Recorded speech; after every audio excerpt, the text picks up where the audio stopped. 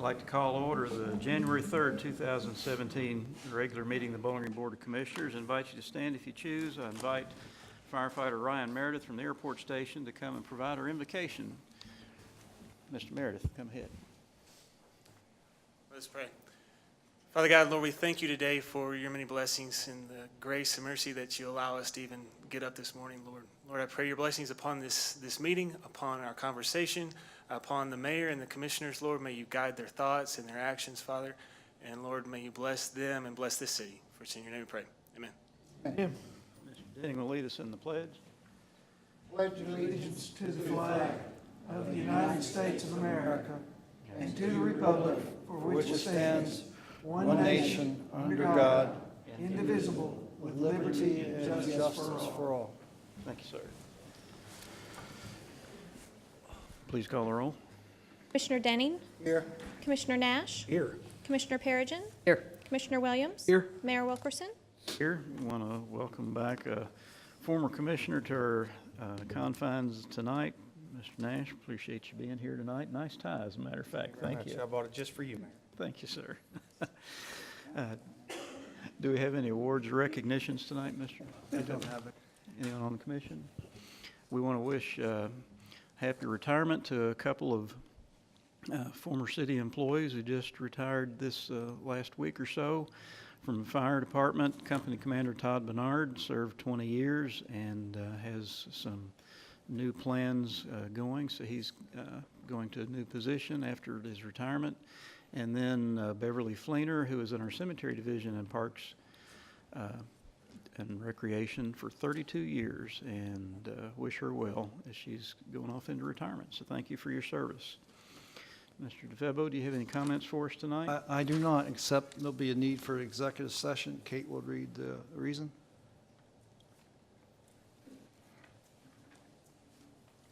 Pursuant to KRS 628-101C for discussions of pending litigation against the city of Bowling Green. So moved. Second. Motion by Denning, second by Williams. Is there any discussion? Please call the roll. Denning? Yes. Nash? Yes. Perigin? Yes. Williams? Yes. Wilkerson? Yes. First item is to approve the minutes from the regular meeting on December 20th, 2016. So moved. Second. Motion by Perigin, second by Williams. Are there any additions, deletions, or corrections? Please call the roll. Denning? Yes. Nash? Yes. Perigin? Yes. Williams? Yes. Wilkerson? Yes. On every regular meeting, we provide an opportunity for the public to make comments on any item that's not on tonight's agenda, and I would offer that opportunity at this time. Yes, ma'am. Please state your name. Yes, my name is Jennifer Moreland. Okay, what happened to me 2 years ago, well, a year and a half ago, happened because I went to school and my phone rang. And they kicked me out for a year and a half because my phone rang. You know, and that was kind of wrong, but at the same time, it was kind of like, okay, now if you could say, why am I telling you this? You know, why am I telling you this? Because what if the person that's doing this, the school, because I'm on disability and I'm trying to get a trade to get off of your taxpayers' money, and they're keeping me from going to school, you know, and do you know, they could be doing this because I'm gay. You don't know that. And if they're doing this because I'm gay, there's nothing to protect gay people. That means that people will stay on disability and on your taxpayers' money because you cannot stand up and say there should be some, the Fairness Act. The Fairness Act should be established, and you should put it on the agenda because it's the right thing to do. People are being discriminated against in this area, and it's about time somebody stands up. And the fact is, you think it's how important it is to go to school, but what if they can keep you from going to school because you're gay? What if they can do that? There's nothing that keeps them from not doing it, unless we take a stand and put it on the agenda. And I'm also going to talk about improving transportation later on. I'm wanting to talk to Slim Nash and trying to work to try to establish another route on the bus. So I'm going to work with Slim Nash and see if they'll get the funding. But seriously, do something. I know I don't have a chance with this, but at the same time, there's somebody on this board that can stand up and put it on the agenda. Thank you. Is anyone else? No one will, my prerogative will be considering Municipal Order 2017, number 7 as our first item of the agenda. Municipal order approving the promotions of Joseph S. Harbin to the position of Company Commander EMT and Andrew J. Embry to the position of Fire Apparatus Operator EMT in the Fire Department. So moved. Second. Motion by Denning, second by Nash. Mr. DeFebo. Thank you, Mayor. This is a promotion in the fire department, so I would ask Chief Jason Colson to come forward to put his promotional consideration before the Board of Commissioners. Mayor and Commissioners. The recent retirement of Company Commander Todd Bernard has created 2 promotional opportunities within the fire department. I'm here this evening to make recommendations of promotion for a Company Commander position and also for a Fire Apparatus Operator position. Promotional testing for both these positions took place in the fall of last year, and a new eligibility list was established November the 1st. For the Company Commander position, 7 members met eligibility requirements and completed the promotional testing process, which included a written exam and also various assessment center exercises.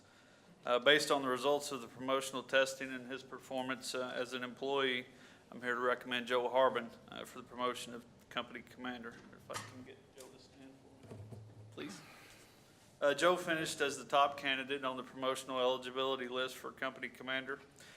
Prior to joining the Bowling Green Fire Department in 2007, Joe graduated with a bachelor's degree from Ohio State University, majoring in criminology and minoring in business administration. The department has identified 26 credentials or certifications that are relevant, we think, to developing our individuals and preparing them to perform at the next level of their career. They're not easily attained, and many require attending week-long courses. But during his 9 years with the department, Joe has already successfully completed 20 of these certifications, including the ones most relevant to preparing him to perform in his new position. And those are Incident Command System training. He's a certified fire inspector, incident safety officer. He's completed Fire Officer 1 training. He's attended strategy and tactics classes sponsored by the National Fire Academy. Additionally, Joe is a state certified fire instructor and also is one of the department's certified live fire instructors. In addition to earning the credentials we talked about, Joe has gone above and beyond and worked on special department projects. He's been instrumental in our department's reaccreditation process. He's helped in setting up and maintaining the department's information management and reporting systems. He's currently working on improving our station alerting system and those processes. Perhaps his biggest contribution, he's been instrumental in implementing and maintaining an app called Active 911. This app has dramatically improved our notification procedures for our daily calls and also for our callback due to significant events. His work on this app has improved our ability to share critical information with all of our members responding to the scenes. He's assisted on various grants, served on as the department's liaison with the Communication Center, and has been instrumental in developing our new recruits in their early training. So, joining Joe this evening are his wife Liz and one of his children, Caleb. Mayor and Commission, it is my honor to recommend Joe Harbin for promotion to Company Commander of the Bowling Green Fire Department. Congratulations, Joe.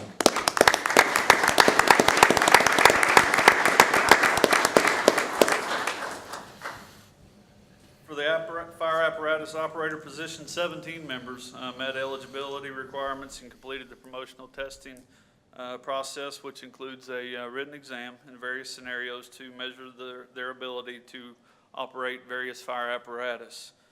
Based on the results of the promotional testing and his performance, I'm here to recommend Andy Embry for promotion to Fire Apparatus Operator.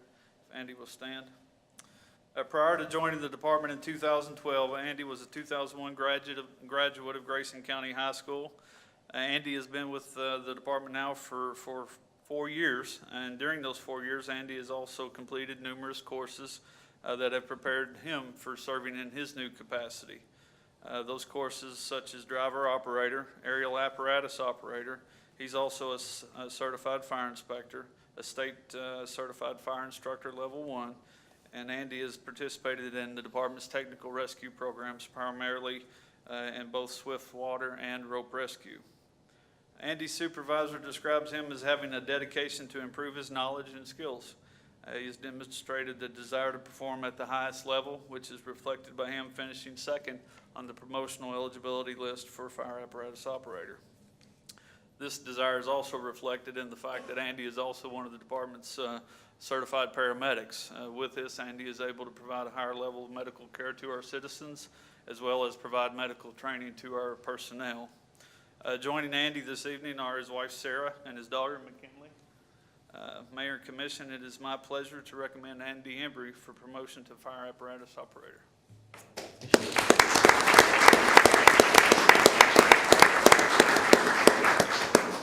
Thank you, Chief. Any comments or questions? Any comments or questions? We're excited for you. I know it's a new opportunity for you to move up in the department and see what you can do, and we're looking forward to it. But I moved y'all up to the first of the agenda because y'all got to go back to work. So let's please call the roll. Benning. Yes. Nash. Yes. Perigin. Yes. Williams. Yes. Wilkerson. Yes, thank y'all very much. Now, let's see, second reading of ordinance BG 2016-45. Ordinance rezoning real estate. Ordinance rezoning tracts of land containing 2.1893 acres from HB Highway Business to PUD Planned Unit Development located at 259 Greenwood Lane, presently owned by DMM Investments LLC. So moved. Motion by Williams, second by Perigin. This is a second reading. Pick one. This is a second reading, and you've got the material in the books. Any comments or questions? Please call the roll. Benning. Yes. Nash. Yes. Perigin. Yes. Williams. Yes. Wilkerson. Yes. Second reading of ordinance BG 2016-46. Ordinance rezoning real estate. Ordinance rezoning tracts of land containing 0.5165 acre from RM3 multifamily residential to RM4 multifamily residential located at 201, 214, and 220 Cherry Way, presently owned by Jason and Dina Mills and Jade Ventures LLC. So moved. Second. Motion by Perigin, second by Williams. Also a second reading, and your materials in the book. Any other comments or questions? Please call the roll. Benning. Yes. Nash. Yes. Perigin. Yes. Williams. Yes. Wilkerson. Yes. Second reading of ordinance BG 2016-47.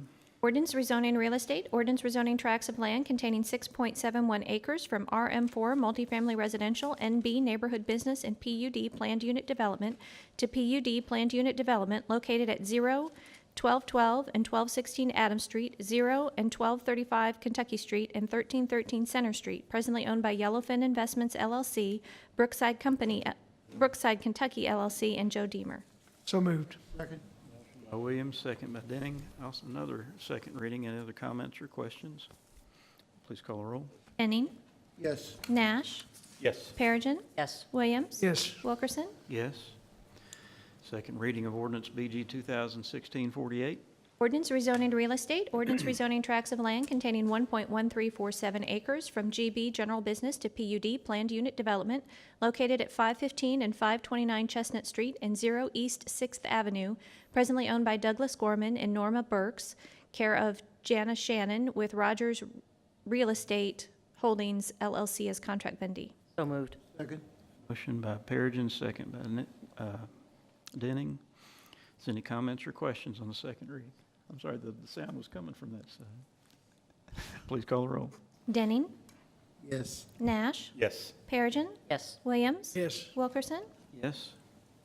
Second reading of ordinance BG 2016-49. Ordinance amending Code of Ordinances, ordinance amending Chapter 11, Finance, Taxation, and Economic Development, and Chapter 18, Occupational License Fees and Taxes of the City of Bowling Green Code of Ordinances to make administrative revisions identified in the judicial review and to make other revisions to remove obsolete or outdated language. So moved. Second. By Perigin, second by Williams. Mr. Febo, do you have any other comments on the second reading? I do not. Any comments or questions from the material provided? Please call the roll. Denning. Yes. Nash. Yes. Perigin. Yes. Williams. Yes. Wilkerson. Yes. Municipal Order 2017, number 1. Municipal order electing Joe W. Denning as mayor pro tem. So moved. Second. Motion by me, second by Nash. Any comments or discussion? Please call the roll. Denning. Can I? Yes, sir, you can vote. Yes. Nash. Yes. Perigin. Yes. Williams. Yes. Wilkerson. Yes. Municipal Order 2017, number 2.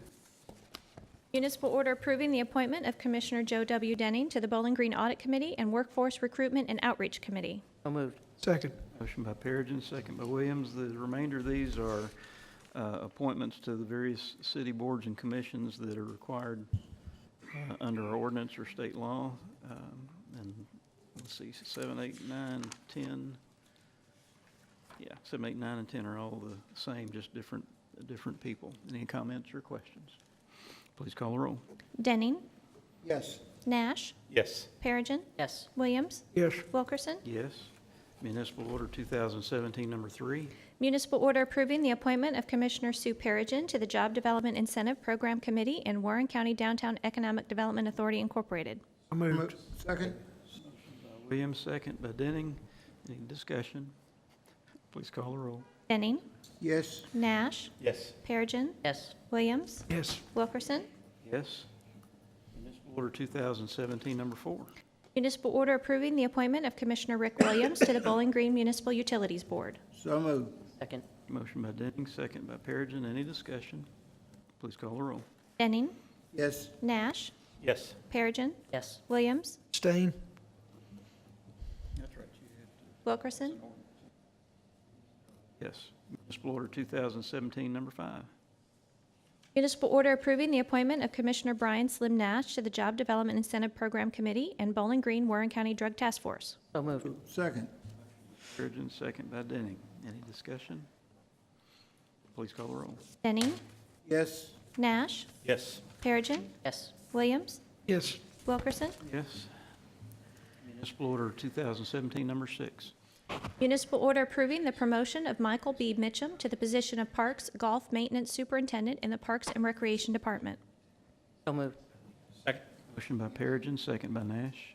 Mr. Febo. A number of years ago, we combined the Director of Park Maintenance with the Director of Park and Recreation to have a greater efficiency and more systemic control over maintenance in the whole park department.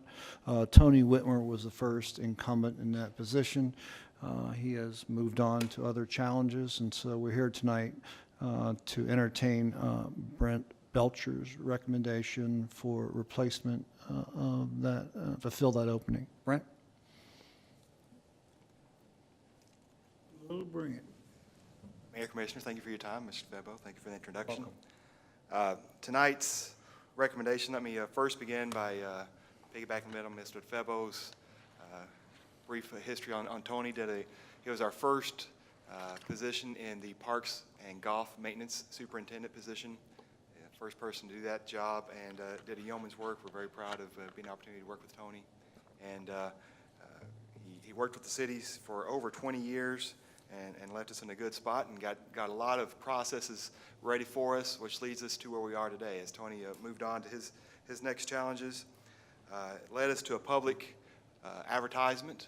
We got 18 applications in through the city processes, 9 of which were sent to me for consideration. We set up 8 interviews. One of those candidates ended up declining when their date came up, so we actually did seven actual interviews, all from around not only Bowling Green, Warren County, but within the surrounding states. I had individuals interested. Through this process, one of the things that was paramount with me was I wanted an individual that was strong with leadership and management, strong with being able to, for lack of a better term, to run an efficient and effective operation. Whatever talents and such they brought to us. When you're interviewing for a job like this, everybody is talented, everybody has a knowledge base, So that goes without question. So it's really, where do we want to go through this process? And it became obvious. We did our first round of interviews, did a second round of interviews, and we really wanted to pare it down to the best, make sure that we get the highest and best candidate. And it turned out to be the highest and best candidate was working for the city of Bowling Green already within the Public Works Department. It's my first inter-department promotion. We do a lot of, the Parks Department is kind of renowned with a lot of part-time employees getting full-time jobs throughout other departments in the city. It's the first time we've kind of got to hire a full-time individual for a promotion with us. We're kind of happy with that. But with that said, proud that Mike Mitchum, who began in 2014 with the city, his job title as of this week anyway, until we vote, and hopefully he begins next week with us, is a Public Works Technician. He began that in 2014. Prior to that, Mike ran a construction business for over 25 years in Columbia, Kentucky. He's very renowned with oversight of management, oversight of how to use resources, how to use staff, how to use equipment, how to make sure, how to meet deadlines, if you will, and strong in customer service, which is all things that would basically led me to feel like Mike was the candidate we've been looking for. I feel strong that Mike Mitchell would take us to the next level where we're going with this process. And without further ado, I recommend that Mike Mitchell be our next Parks and Golf Maintenance Superintendent, and proud to say Mike is here with us. He's sitting in the back. I think he's a little bashful sitting by me today. But, I can't Mike sing is it here. for you.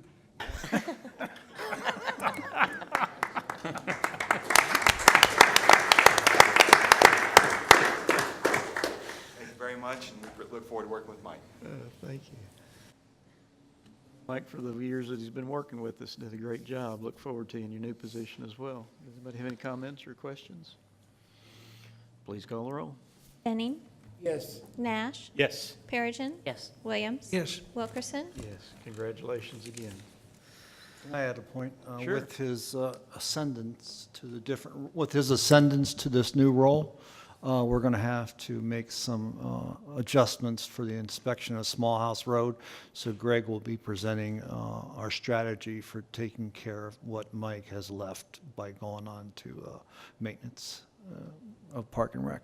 But the department head picked that up when you Well- lost somebody. Yeah. Isn't that what you do when you lose a department head? You do their Yeah, job? I did both roles, but, you know. I'm sorry, I'm picking But on we you there. will present something next meeting. I think the commission will be happy with it, so. Very much. Congratulations again. We've already considered number 12, so municipal order 2017, number 8. Municipal order approving the probationary appointment of Corey N. Johnson to the position of Laborer 2 in the Public Works Department. Moved. Second. Motion by Nash, second by Williams. Mr. Febo. Thank you, Mayor. We have an entry level opportunity. We publicly advertised. We had 23 applicants. From that, we interviewed 6. The distillation process produced Mr. Johnson as the best candidate. He has some unique skills. He not only is qualified in things like contracting work and park maintenance and carpentry, but he also is a certified welder as well as a termite guy. So control. that's a unique skill. So Greg and others felt he was the best candidate, and we're here to recommend his approval. Greg, can add any comments you would like. Questions or comments? Call the roll.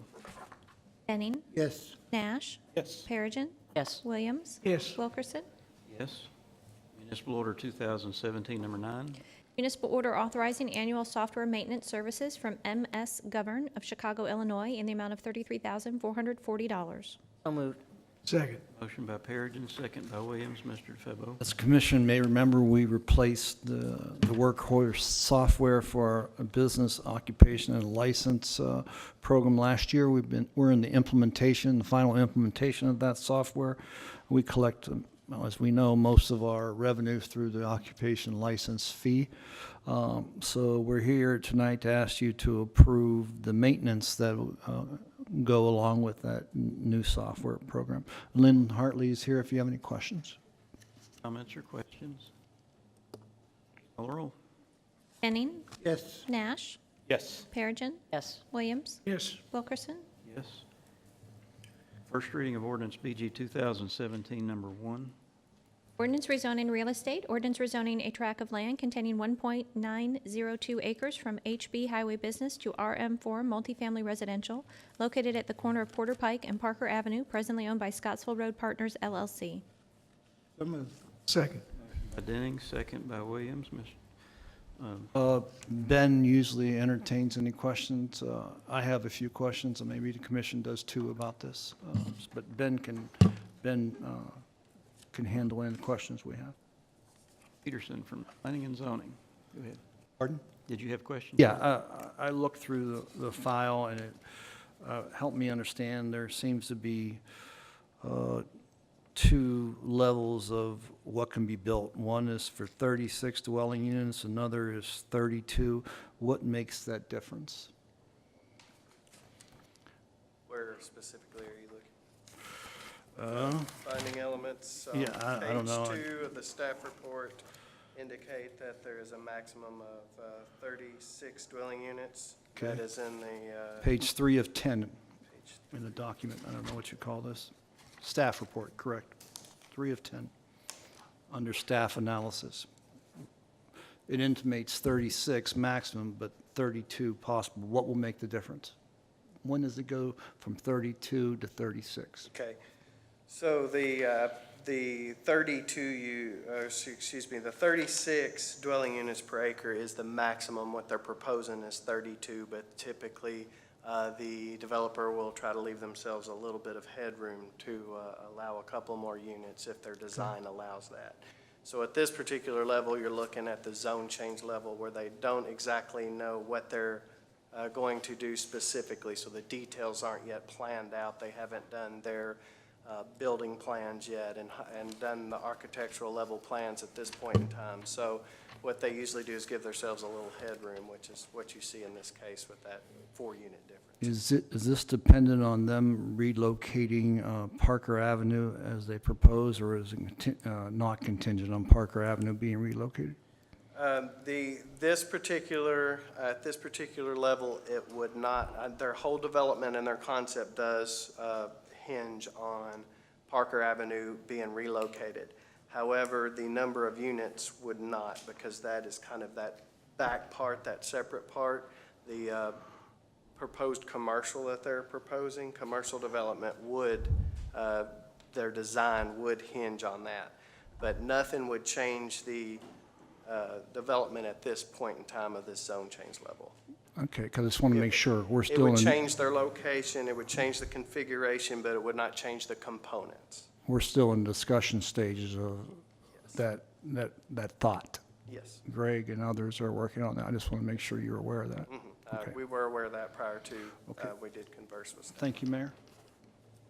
And would this zone change affect the discussions they're having about the redirection, if that's what it is, of Parker Avenue? Yes and no. It really only changes the design. So if you think of it kind of like a moving components, the old puzzle things where you slide them around to make the picture. So it would kind of affect it in that sense. It would how they slide those tiles around to make that final picture. But the form, if you will stay the same. And so this defines that box and that form, the function, how many units they can have. But as far as where the road may or may not go through, whether it stays the same or changes, that would not affect the zone change at this point in time. So they would still have to design all that, and it would be based upon those agreements. So other members of the board may know, but I don't know. Can I get a brief overview of what we're talking about with Parker Avenue and a redesign or a redirection of it? It might be better if Greg, Be who has fine. met with the developer community, talk about it. Mayor, Commissioners, Mr. DeFebo, thank you. Yes, one of the proposals, I think there were 2 conceptual proposals submitted as part of the rezoning. One is to leave Parker Avenue where it is with the connection to Porter Pike. There's about 75, maybe 100 feet of space between 31W and the existing Parker Avenue connection. One of their concepts is to bring Parker Avenue, to relocate Parker Avenue further from 31W along Porter Pike, which would be opposite of an existing connection. It goes back to I think the Family Dollar Mexican restaurant there off Porter Pike. And so it moves it further away to give, possibly to give traffic more opportunities to enter Porter Pike from Parker Avenue. So those are the two different scenarios that developers have brought, I think, to planning and zoning, and they should be a part of the packet I see there it. as well. I see it now. I did not see it Okay. before, but I see it now. And so those are the two different, I think, recommendations that they've made to the Planning Commission based upon the redevelopment and the rezoning of this property. So, The discussion started a long time ago when we had some funding from the state that ended up putting a traffic light on Spur Road for Fruit of the Loom to get out. We were hoping that there were sufficient funds to relocate that, but it wasn't at the time. The relocation seems like a great idea to me. I was at that intersection today and waited several changes of the light to try to get onto 31W from Porter Pike, so. Part of our due diligence is to do the traffic counts, and Greg and his staff have done that. The issue might get down to the appropriate cost share. And there's, But either way, if I'm correct, is part of this rezoning is that Parker Avenue is going to be rerouted. We just don't know. Could be rerouted, based upon whatever the developer wants to do. Yes, it could be. And there would be, and along with that, there would have to be a transfer and a switch and a swap of right-of-way. The piece closest to 31W is a larger piece, and therefore more, I guess there's more visibility from 31W from that lot than the connection that would be moved down further away from 31W. And who owns that particular parcel? They're both Somebody owned- else? They're both owned by the same Scottsville Road Partners. I think originally there were two lots that they combined maybe 10 years ago. It's been a while, I think. Yeah, Parker, where it is now, is pretty hard to get in and out of. It is. It is. But, that's moving it down. Actually, if it could move further based upon the development out there, Porter Pike itself, with the National Corvette Motorsports Park, all the development, I think will follow that in time, would be good to even have it moved out further. So, Thank you. thank you. Comments or questions? One other question. Yes, sir. If I may. Was the flume amended to allow this development? Yes. And so the flume was originally commercial? It was originally commercial, which also allowed some industrial as far as the future land use map. So in order to put the residential component into this area, then the future land use map had to be amended to then allow the multifamily that is proposed. So that was voted on and approved by the Planning Commission, and then, so therefore they followed that application with a zone change, which then allows that use to be appropriate for, to build. So if the original intent was for the future land use map to dictate how development was going to occur in both Bowling Green and Warren County, but we'll focus on Bowling Green right now, then what triggered in this particular development over other developments where it was not triggered, a change in the future land use map? Sure. The way our comprehensive plan is laid out for this community is that the future land use map is one consideration of the decision to whether you do a zone change or not.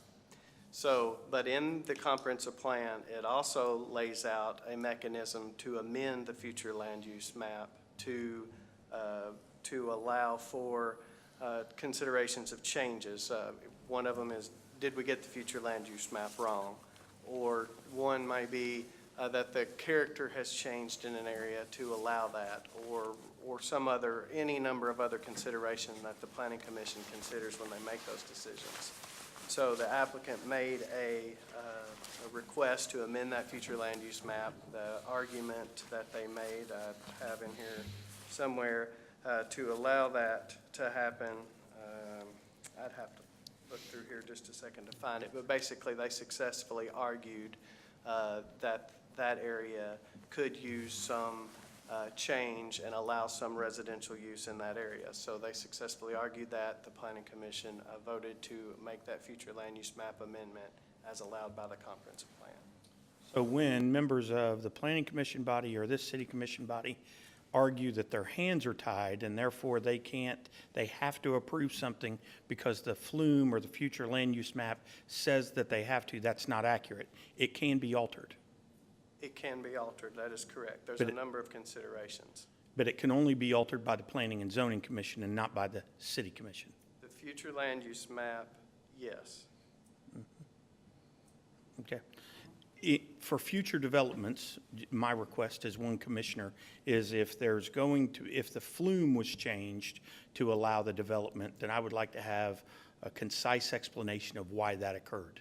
Because it seems as if, in my opinion, that the future land use map is used as an explanation at times for why we're going to approve developments, but then other times we easily amend it without any argument or even any discussion. The argument and discussion is supposed to happen, and did you not get the future land use map staff report and stuff as part of your packet? So Yeah. that should contain the record as to why that took place. So that is the record and the reasoning that should be in there. Of course, we can always do a better job of explanation. I guess what I would like is an explanation on the record, because the general public is not going to access the various documents that I have. They have the ability to. Okay. I'm not suggesting that they can't, but the general public is generally not going to do that. But they might tune into the public access channel. Sure. Daily News might pick it up. WBKO might pick it up. A radio station might pick it up. And so we can have some better understanding from the general public's understanding of how the future land use map works. Absolutely.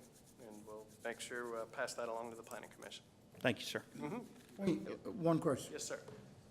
When you're talking about an adjustment to Parker Avenue, what kind of adjustments are we possibly looking at? Are we going to have traffic off of Porter Pike going into Parker Avenue other than at its original location? Yeah. Greg, answer that, Joe? Right.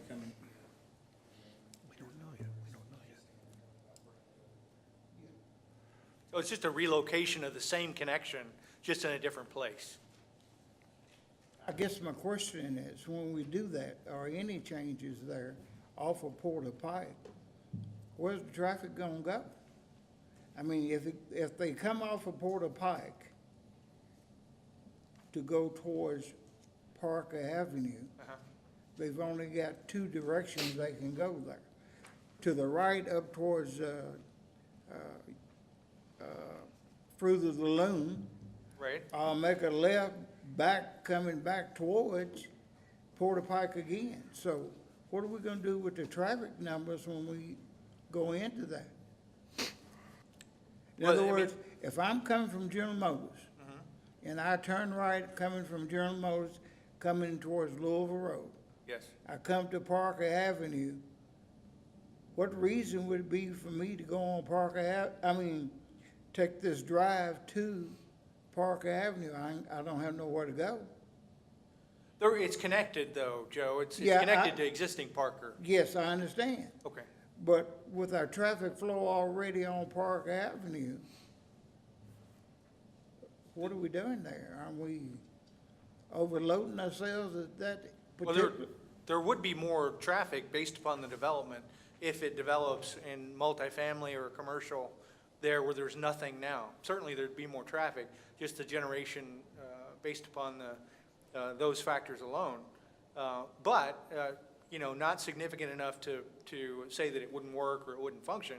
It's busy now already, like Commissioner Nash said.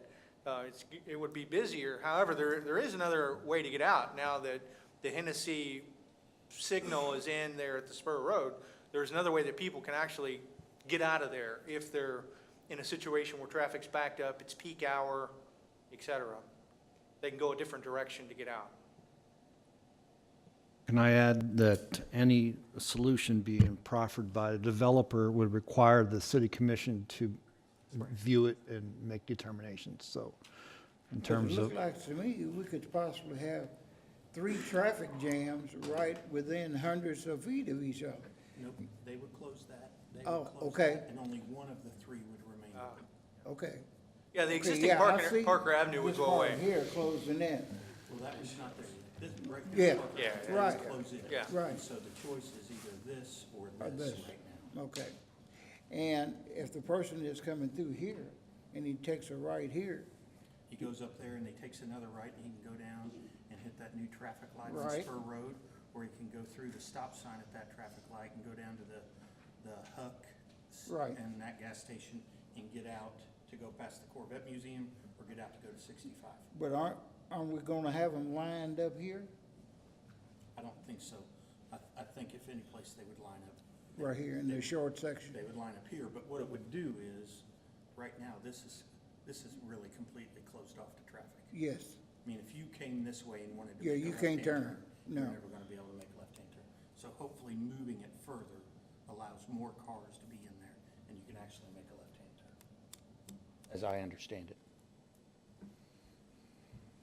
again, we will vet all this to the city commission. The biggest choice you're going to have to make is the value you assign to the traffic, the dollar value you assign. Greg is doing numbers. It may be not as congested all day as you would think. And probably Slim hit it at high peak, which is, according to traffic study, is concurrent with other places in the city at the same time, right? It was lunchtime. Yeah. It was a mess. That has value, so we got to figure what that value is. Further comments or discussion? Please call the roll. Denning. Yes. Nash. Yes. Perigin. Yes. Williams. Yes. Wilkerson. Yes. First reading of BG, ordinance BG 2017, number 2. Ordinance rezoning real estate, ordinance rezoning tracts of land containing 30.93 acres from HB Highway Business, RS1A Single Family Residential, OPC Office Professional Commercial, and F Floodplain to RM4 Multifamily Residential, HB Highway Business, and F Floodplain, located along Old Scottsville Road and Cumberland Trace Road, presently owned by SH Management LLC, care of Dean Montgomery. So moved. Second. Perigin, second by Williams. Thank you, Mayor. Mr. Peterson is again here if you have any questions about this action by the Planning Commission. Planning Commission, record here. Yeah, Yes, sir. we already have it on the floor, right? Ben, will you kind of share with us from time to time, if you don't mind, the demand that we have for apartments in Bowling Green? Sure.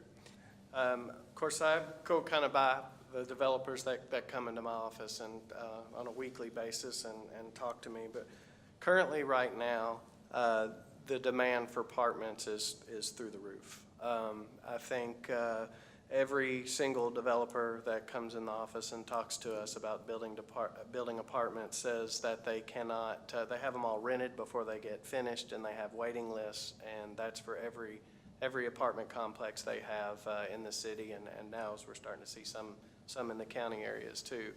I think, I guess if I can state my opinion about why that's the case, I think it's because of our good fortune and the successes we're having right now, and both our economic development efforts as well as just growth efforts. We have consistently hear that we have lots more jobs than people, and you guys probably hear more about that I do from the kind of that chamber side, that economic development side.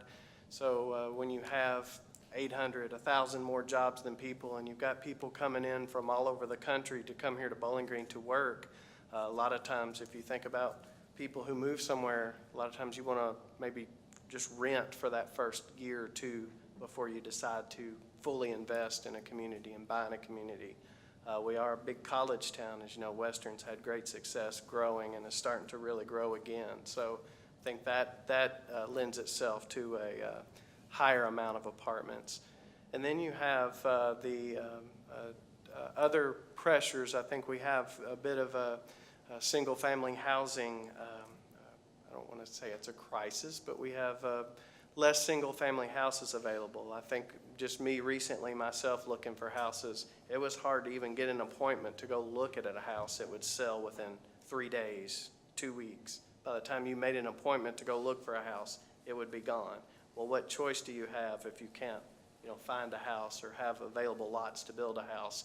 Well, you have to rent. So I think all of those factors combined is part of that good fortune, but we still do have an issue. So we're constantly seeking ways to help relieve some of those housing pressures.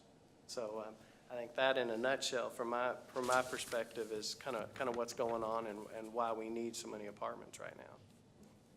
Ben, are you seeing any movement among developers that are going to try to add to our single-family housing stock, or is that kind of dead right now? Yeah, no, I think there's a lot of that going on, a lot of discussion. I think if you think about apartments in general, though, if you can get, for example, we had 36 units potentially denied. If you can get $1,000 a unit, 36, and you can get that on that much smaller piece of land, obviously that's pretty lucrative. So as long as that's happening, I think that's good. But we do have a lot of single-family developments proposed, a lot of new subdivisions. Most of them are additions to existing subdivision developments, so that's maybe why you haven't heard too much about some brand-new subdivisions lately. The other piece of that is that I constantly hear from the developers is the cost of land. So again, good problem to have. We've had this good fortune. We're doing really well. But at some point, there is that market factors, that tipping scale. So if you sell a lot for $40,000, but now land costs have gotten so high, you suddenly have to charge $60,000 or more for a lot, then, that kind of makes the developers a little bit nervous. It makes them take that bigger risk until they can routinely sell those lots for that much. So I think you have some of that dynamic going on as well. So yes, we're seeing it. Yes, we are hearing more. There should be more coming, and we've got more planned coming in our office that we know about. So I think we will see more single family as well.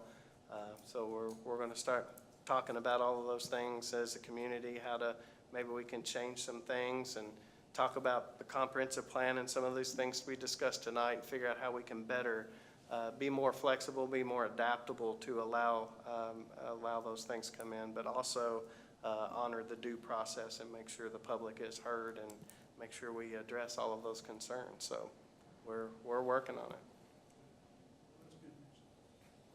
Yes, sir. You have, was the flume changed for this project? For this one, I do.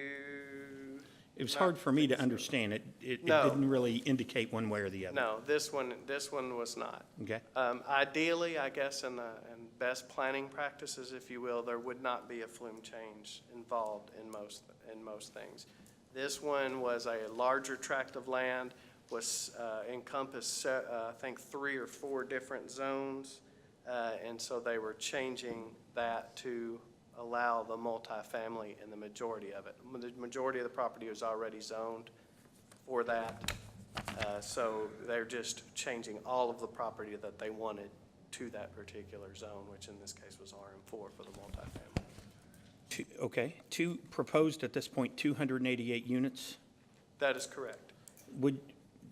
From a planning and zoning standpoint, do you then calculate the number of cars that you think would occupy 288 units? Okay, so how we handle that is we require a traffic study given certain thresholds. This met that threshold. So we would require a traffic study to be submitted with this application. And so for at the planning and zoning level, what that traffic study says is based on the development you're proposing, it would generate this much traffic at peak demands.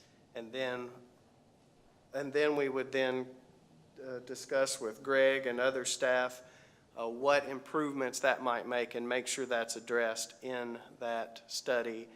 in that application, and then we would try to get a binding element from that applicant that would then bind them to make those improvements to that road.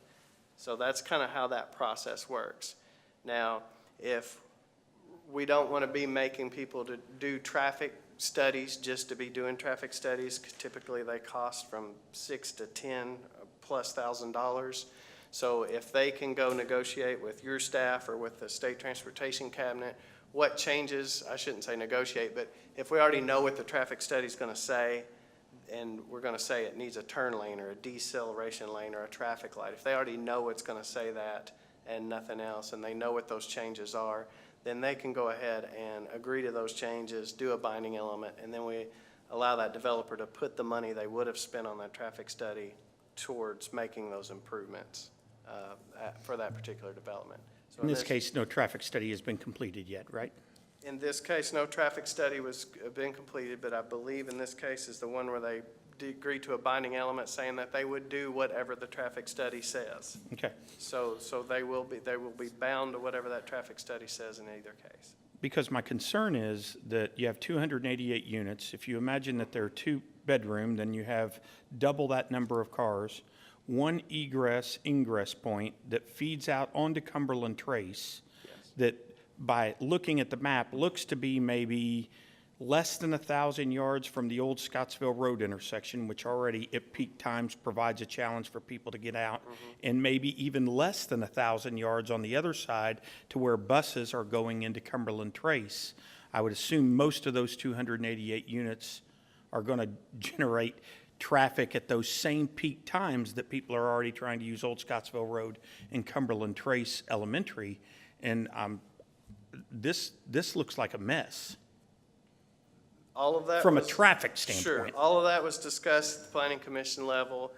So how do you help address, one of the things you can do to help address that is one, just road improvements, widenings, turn lanes, those types of things. So that's what the traffic study will say and what they've agreed to do in this case.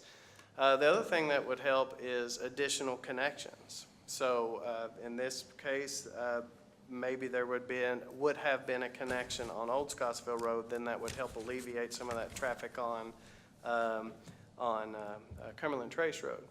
However, in this case, in the public comments, I guess opposition in past cases that do public process, there was serious opposition to having any kind of connection to Old Scottsville Road. So the developer in this case said, fine, we won't do that. Our only access point will be Cumberland Trace Road.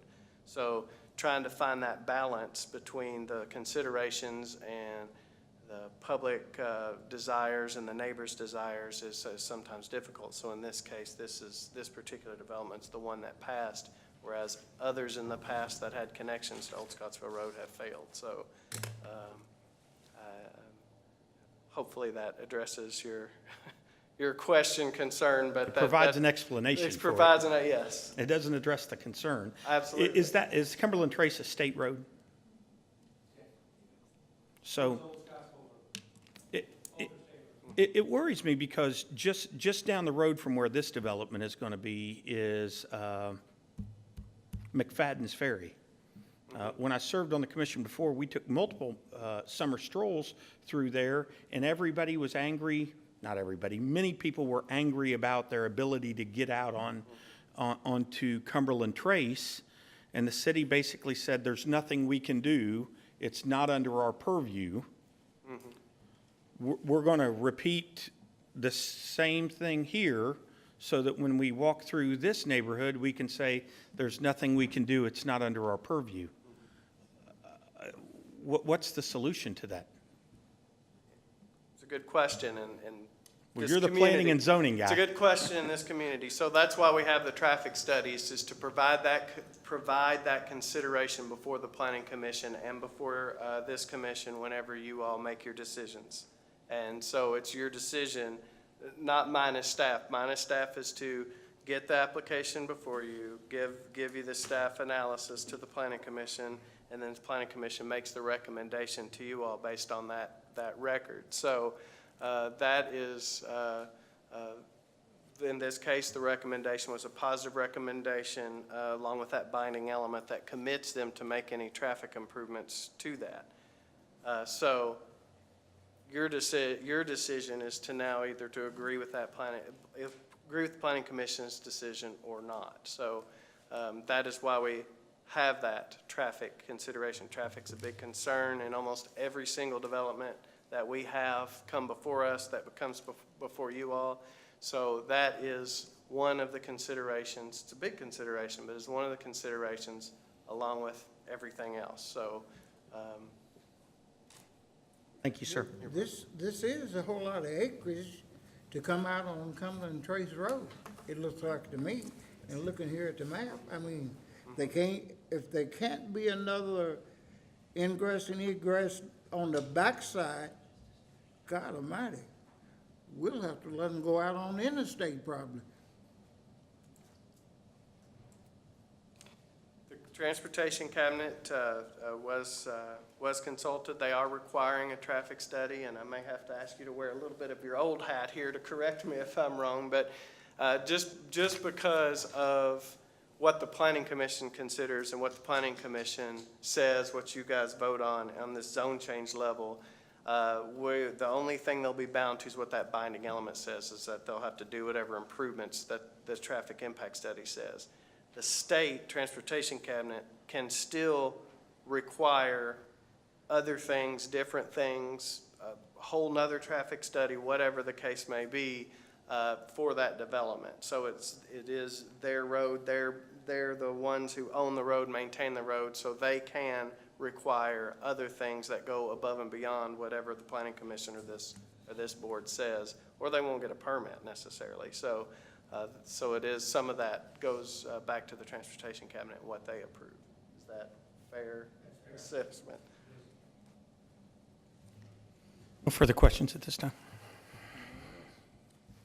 Please call the roll. Denning. Yes. Nash. I'm going to abstain till the second vote. I have to have a dedicated reason The first vote doesn't count. that our ordinance has that we do vote on the first one. I had a conversation with Mr. Harmon about a related issue today, not the specific one. Do I have to vote on this? There's no requirement I'm aware of. I mean, we choose to vote on first readings of ordinances. We don't have to. It's a second vote that actually counts. I need to recall, I guess, our basis for abstention. Usually with those, somebody abstains because we have conflict of interest, or I assume you just want to defer. Yeah. I mean, I want more time to think about it. Okay. I mean, there's no requirement that the Board of Commissioners at all vote on the first readings. We have chosen to. We're not legally required to, nor are we required to by ordinance. We just do it.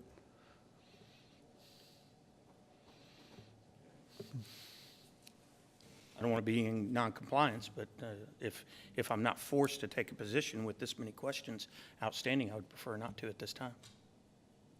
Anybody else?